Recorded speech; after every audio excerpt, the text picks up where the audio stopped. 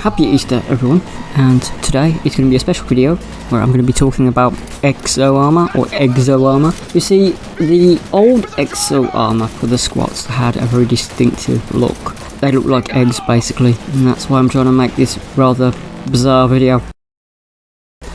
But we're going to be doing a bit of seriousness in this video as well.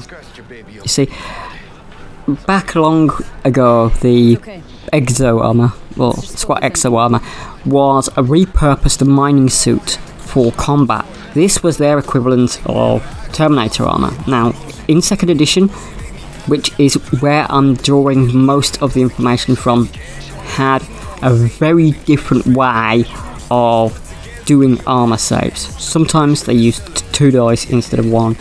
The Exo Armour used 2 dice, 2d6, and you had to roll a 4 or more in order to pass a save.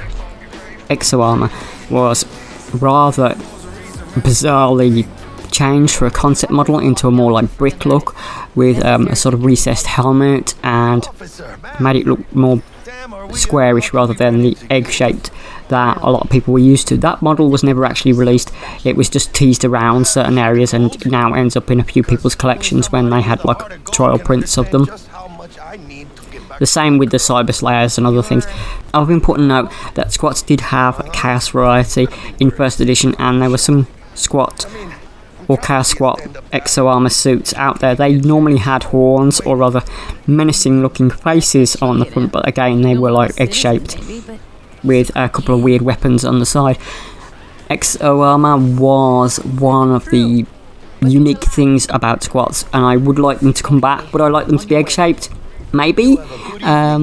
It depends on which way they're going to go, you see, because I could understand why they'd be that shaped if they were pressured mining suits. Maybe that was the way that the pressure was kept inside so they could operate and mine correctly. But saying all this, it really reminds me of how design was much different in 1st and 2nd edition Warhammer 40,000. But I hope that Exo Armour returns. Exo Armour was probably one of the very unique things about squats. It went beyond their traditional, we're just dwarves in space with a few bit of pieces, because that was one of the things that was fundamentally different from their Warhammer Fantasy brethren. Of important note, I want to add a couple of other things here while I'm talking about it. Exo Armour normally had a ranged weapon and a melee weapon. Very similar to Power Armour and Mega Armour. You see, again, armies were very similar in a lot of regards, and only past 3rd edition did we start getting a lot of uniqueness for each force, such as Dark Eldar when they came out. They were very brand new. The Necrons had their own signature weapon in 2nd, and it was amplified in 3rd, and then we've got them today with their Gorse weapons and their Doom sides and various other bits and pieces that they have. Squats need to have some uniqueness about them, otherwise they will either be a small Space Marines, small Imperial Guardsmen, or a small Tau or something. We need to have something that the squats bring that other armies don't. I think maybe they will be a good anvil based army, which means they'll be really hard to get off of objective points. So when you have an objective held with squats, it's going to be a real hard problem to shift them from that.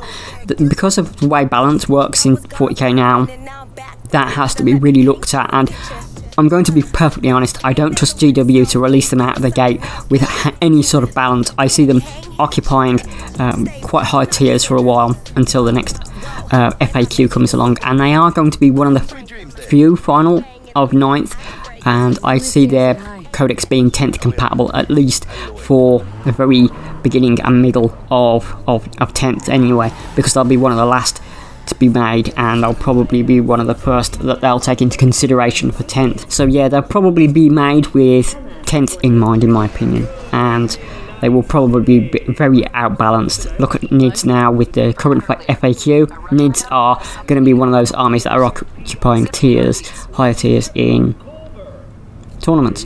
I'm not a tournament player. I'm not going to tell you how to win tournaments. There are other channels to do that.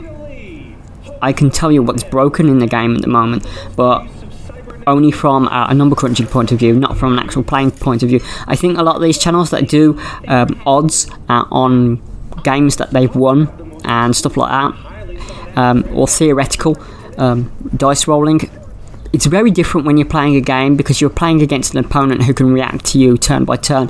And when we get the tournament tier listings, we see we see a lot of Harlequins occupying upper tiers in the previous tournaments. They were very broken, especially the points cost, in my opinion. But that's GW for you. That's the way they do things. But yeah, that was my excellent squat Exo Armour video, with a bit of a tangent on the end about squats being quite broken when they'll be released, and how they'll look probably for 10th. But that's it really. I hope you have a nice time. If you could like and subscribe, that really helps me out. This was just a special video for Easter, because they look like eggs, of course. So from now we'll be continuing on. Hopefully they'll release some more pictures soon and I can break them down, or I can really scrape the bottom of the barrel and look at some silhouettes and go, maybe they've got that. But I think that would be really me having to wait a month or so for squat content before I would go down that road. But yeah, we can always look at Codex Armorists and Codex Imperialis if we get very desperate. But I want to talk about Living Ancestors at one point, but hopefully they'll reveal a model and then I can talk about it then. But if they don't, yeah, maybe I'll do it. But yeah, that's the end of the waffle, so thank you very much for your time. I've been Trix and you've been you. Smash that like button, all that jazz, and thank you very much. Bye.